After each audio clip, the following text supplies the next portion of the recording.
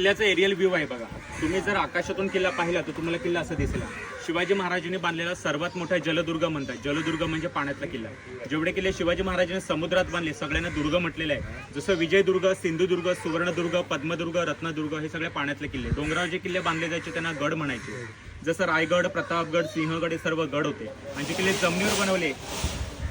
जमिनीवर बनवले जायचे त्यांना भुईकोट म्हणायचे. भुई म्हणजे जमीन आणि कोट म्हणजे किल्ला. जमिनीवरचा किल्ला म्हणजे भुईकोट.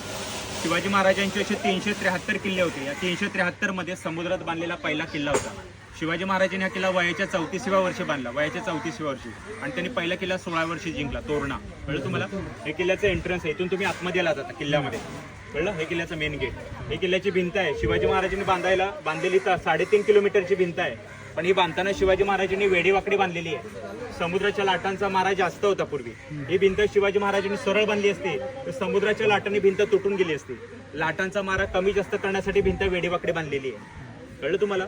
तुम्हाला आता नावेतून येताना खडक दिसले ना पाण्यामध्ये. शिवाजी महाराजांनी किल्ला बांधताना आपल्या इंजिनियरला सांगितलं होतं तुम्हाला समुद्रातले खडक काढायचे नाहीत. हे समुद्रातले खडक तुम्ही काढला तर समुद्र खोल बनेल आणि शत्रूंची जहाजं किल्ल्याच्या जवळ येतील. इंग्रज, पोर्तुगीजांची मोठी जहाजं.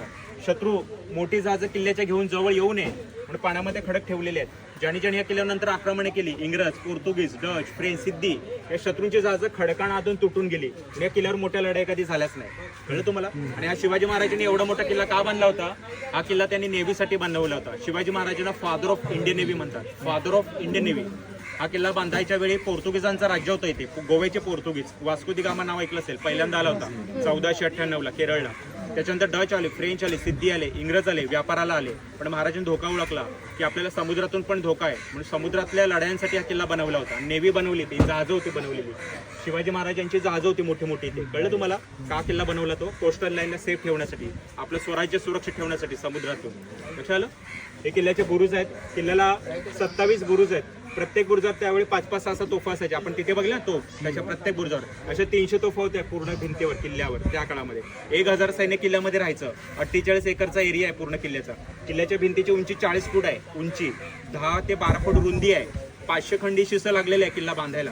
किल्ला बनवताना शिवाजी महाराजांकडे लोखंड होतं. पण शिवाजी महाराजांनी विचार केला जर आपण लोखंड वापरलं समुद्रामध्ये तर ते खराब होणार, गंजणार आणि किल्ल्याच्या भिंती समुद्रात पडणार. किल्ला जर मजबूत बांधायचा असेल आपल्याला शिशाचा वापर करावा लागेल. मग पूर्ण किल्ला बांधायला 500 खंडी शिसं वापरलं त्यांनी बाहेरून आणून. पण त्यावेळी किलोग्रॅम नव्हते, खंडीमध्ये मोजायचे. एक मन म्हणजे 40 किलो आणि एक खंडी म्हणजे 800 किलो. असे 500 खंडी शिसं वापरून हा पूर्ण किल्ला बनवला गेला. कळलं तुम्हाला? पाण्यामध्ये. आणि किल्ला बनवायला